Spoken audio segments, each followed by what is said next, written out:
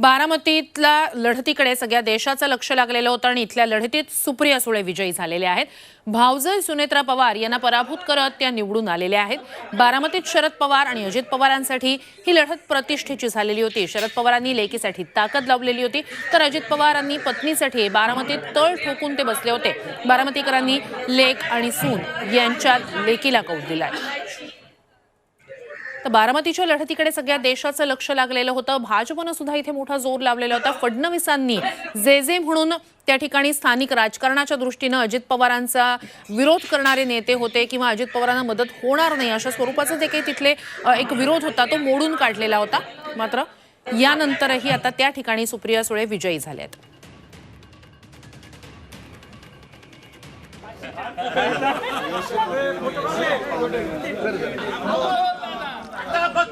तर राज्यातील जनतेला फोडाफोडी पचनी पडलेली नाही अशी टीका शरद पवार गटाचे उमेदवार अमोल कोल्हे यांनी केली। शिरूरमधून आढळराव पाटील यांना पराभूत करत अमोल कोल्हे पुन्हा निवडून आले। त्यासोबतच पाडून दाखवतो असं इथे येऊन म्हणणाऱ्यांना शिरूरच्या जनतेने उत्तर दिलंय असं म्हणत कोल्हेंनी अजित पवारांना सुनावलं।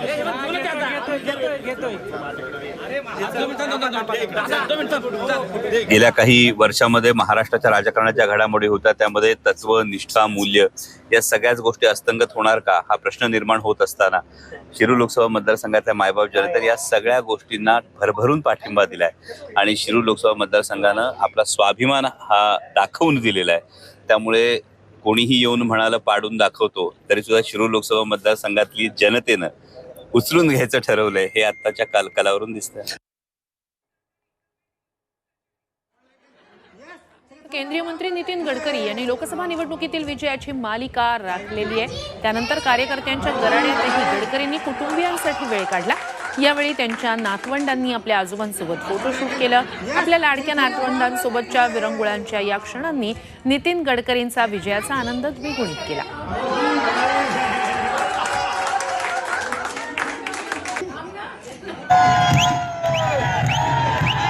रत्नागिरी सिंधुदुर्ग मतदारसंघातून भाजपचे नारायण राणे विजयी झाले आहेत। महाविकास आघाडीचे उमेदवार विनायक राऊत यांचा पराभव करत मोठ्या मताधिक्यानं राणे विजयी झाले। विजयानंतर राणेंनी पंतप्रधान मोदींचे आभार मानले। तसंच जिथे पिकत नाही तिथे मी पिकवतो हे माझं नाविन्य आहे अशी प्रतिक्रिया त्यांनी दिली।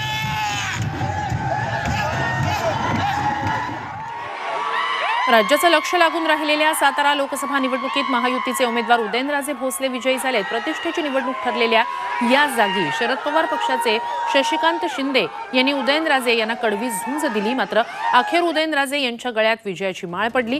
त्यानंतर समर्थक आणि कार्यकर्त्यांसमोर येऊन त्यांचे आभार मानताना उदयनराजे भावूक झाले।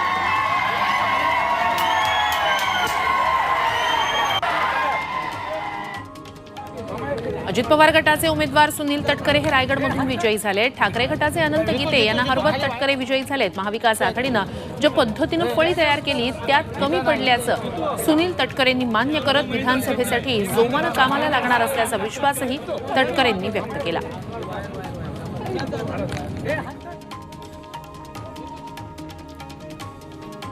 कोल्हापूरकरांनी यावेळी मान आणि मतही गादीलाच दिलेला आहे। कोल्हापूरमधून शाहू महाराज छत्रपती विजयी झाले। शिवसेना शिंदे गटाच्या संजय मंडलिकांचा पराभव झाला। शाहू महाराज छत्रपती 1,52,000 मतांनी विजयी झाले।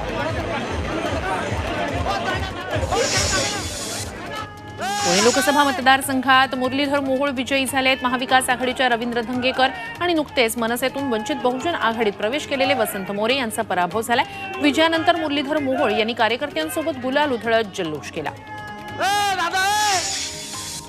उत्तर पश्चिम मुंबईतून ठाकरे गटाचे अमोल कीर्तीकर पराभूत झालेत। शिंदे गटाचे रवींद्र वायकर यांनी रवींद्र वायकर यांनी पराभूत झाल्यानंतर फेरमतमोजणीची मागणी केलेली होती आणि फेरमतमोजणीत ते विजयी झाले, तर अमोल कीर्तीकर पराभूत झाले। रवींद्र वायकर यांना 48 मतांनी विजयी घोषित करण्यात आलं, तर तिकडे गडबड झाली असा आरोप करत उद्धव ठाकरेंनी या निकालाला आव्हान देणार असल्याचं म्हटलंय। उत्तर मध्य मुंबईतून काँग्रेसच्या उमेदवार वर्षा गायकवाड विजयी झाल्या आहेत। त्यांनी भाजप उमेदवार ॲडव्होकेट उज्ज्वल निकम यांचा पराभव केला।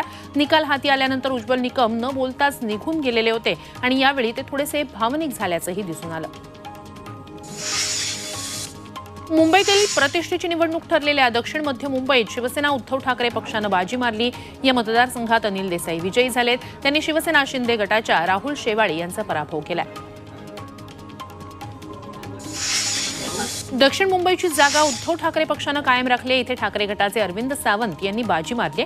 त्यांनी शिवसेना शिंदे गटाच्या यामिनी जाधव यांचा पराभव केलाय. महाराष्ट्रातला लोकसभा निवडणुकीचा दुसरा निकाल मुंबईतून आलेला होता. भाजपचे उत्तर मुंबईतील उमेदवार पियुष गोयल विजयी झाले. त्यांनी काँग्रेसचे भूषण पाटील यांचा पराभव केला. ठाण्यात महायुतीचे उमेदवार नरेश म्हस्के यांनी बाजी मारली. ठाकरेंच्या सेनेतील राजन विचारे यांचा पराभव करत नरेश म्हस्के मोठ्या मताधिक्यानं विजयी झाले.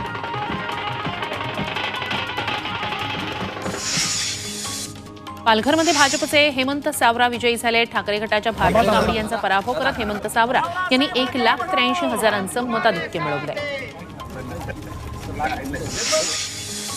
नंदुरबार लोकसभा मतदारसंघात काँग्रेसचे गोवाल पाडवी विजयी झालेले आहेत. त्यांनी भाजपच्या 2 वेळा खासदार असलेल्या हिना गावितांचा पराभव केलाय. लोकांना बदल हवा होता, तो झालाय, असं विजयानंतर गोवाल पाडवी यांनी म्हटलंय. हातकणंगले लोकसभा मतदारसंघात शिवसेनेचे विद्यमान खासदार धैर्यशील माने यांनी 15,000 मतांनी विजय मिळवला. ठाकरे गटाचे उमेदवार सत्यजित पाटील सरुरकर यांनी माने यांना जोरदार टक्कर दिली. स्वाभिमानी शेतकरी संघटनेचे नेते राजू शेट्टी हे 3ऱ्या क्रमांकावर फेकले गेले. सांगलीत काँग्रेसचे बंडखोर उमेदवार विशाल पाटील विजयी झाले. संजय काका पाटील आणि मवियाचे उमेदवार चंद्रहार पाटील यांचा त्यांनी पराभव केला. सांगलीतल्या तिहेरी लढतीत विशाल पाटील यांनी बाजी मारली. विजयानंतर विशाल पाटील यांच्या समर्थकांनी जोरदार जल्लोष केला. गडचिरोलीत काँग्रेस उमेदवार नामदेव किरसान यांनी मोठा विजय संपादन केला. हॅट्रिकच्या प्रयत्नात असलेल्या भाजपचे खासदार अशोक नेते यांचा त्यांनी पराभव केला. विजयानंतर काँग्रेस कार्यकर्त्यांनी ढोल ताशाच्या गजरात आनंद व्यक्त केला. भाजपच्या स्मिता वाघ जळगाव लोकसभेतून विजयी झालेल्या आहेत. 4,83,748 मतांनी त्या विजयी झालेल्या आहेत. त्यांनी महाविकास आघाडीच्या करण पवार यांचा 1,87,966 मतांनी पराभव केलाय. धुळे लोकसभा मतदारसंघात काँग्रेसच्या उमेदवार डॉक्टर शोभा बच्छाव या विजयी झाल्या. त्यानंतर शिवसेना ठाकरे गटाच्या वतीनं जल्लोष करण्यात आला. धुळे शहरातील शिवसेना ठाकरे गटाच्या कार्यालयात कार्यकर्त्यांनी एकत्र येत गुलालाची उधळण केली, तर एकमेकांना पेढे भरवून आनंदोत्सव साजरा केला. नाशिकच्या दिंडोरी लोकसभा मतदारसंघात महाविकास आघाडीचे भास्कर भगरे विजयी झाले. राष्ट्रवादी शरदचंद्र पवार पक्षाकडून भास्कर भगरे यांना उमेदवारी देण्यात आली होती, तर डॉक्टर भारती पवार या भाजपकडून उमेदवार होत्या. कांदा निर्यात बंदीच्या निर्णयाचा भाजपला फटका बसल्याचं इथल्या लोकांचं म्हणणं आहे. महाविकास आघाडीचे लातूरचे उमेदवार डॉक्टर शिवाजी काळगे 68,000 मतांनी विजयी झालेत. काळगे यांनी भाजप उमेदवार सुधाकर शृंगारे यांचा पराभव केलाय. लातूरमध्ये भाजपला मोठा धक्का मानला जातोय. शिर्डीत शिवसेना ठाकरे गटाचे भाऊसाहेब वागचौरे विजयी झालेत. वागचौरे यांनी सदाशिव लोखंडे यांचा पराभव केलाय. साधारणतः 57,000 मतांनी वागचौरे यांनी विजय मिळवला. नागपूरच्या रामटेक लोकसभा मतदारसंघाचे महाविकास आघाडीचे काँग्रेसचे उमेदवार श्यामकुमार बर्वे यांनी विजय मिळवला. त्यांनी शिवसेना शिंदे गटाचे उमेदवार राजू पारवे यांचा पराभव केला. त्यांच्या पत्नी रश्मी बर्वे यांचं जात पडताळणी प्रमाणपत्राचं प्रकरण भाजपला चांगलंच भोगलं. अहमदनगरमधून महाविकास आघाडीचे उमेदवार निलेश लंकेंचा विजय झालाय. भाजपचे उमेदवार सुजय विखे यांचा मोठा पराभव निलेश लंकेंनी केलाय. अहमदनगरमध्ये भाजपला हा मोठा धक्का लंकेंनी दिलाय. तब्बल 29,000 मतांनी विखेंचा पराभव करण्यात आला. धाराशिव लोकसभा मतदारसंघातून ठाकरे पक्षाचे ओमराजे निंबाळकर विजयी झाले. त्यांनी राष्ट्रवादी अजित पवार पक्षाच्या अर्चना पाटील यांचा तब्बल 3 लाख मतांनी दणदणीत पराभव केलाय. आपल्या भाऊजाईला मात देत ओमराजे निंबाळकर सलग दुसऱ्यांदा धाराशिवचे खासदार झाले. छत्रपती संभाजीनगरमधून भाजप महायुती आघाडीचे संदीपान भुमरे विजयी झालेत. खैरे आणि जलील यांना जनतेनं नाकारल्याचं भुमरे यावेळी म्हणाले, तर खैरेंनी हिमालयात जाण्याची तयारी करावी असा खोचक टोला भुमरेंनी लगावला. जालन्यात रावसाहेब दानवे यांचा पराभव झालाय. काँग्रेसचे डॉक्टर कल्याण काळे यांचा विजय झालाय. मागच्या 30 वर्षापासून जालना लोकसभेवर भाजपचं वर्चस्व होतं, त्याला काँग्रेसनं ब्रेक लावत तिथे काँग्रेसचा झेंडा फडकवला. सोलापूरमध्ये भाजपला मोठा धक्का बसलाय. भाजपच्या राम सातपुते यांचा पराभव करत काँग्रेसच्या प्रणिती शिंदे विजयी झाल्यात. त्यांनी राम सातपुतेंना पराभूत केलं. काँग्रेस कार्यकर्त्यांनी गुलालाची उधळण करत विजय साजरा केला.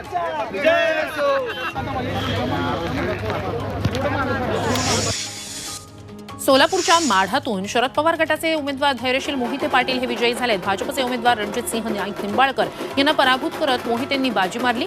विजयानंतर अक्रूजमधील शिवरत्न बंगल्यावर कार्यकर्त्यांनी मिठाई वाटप करत जल्लोष केला.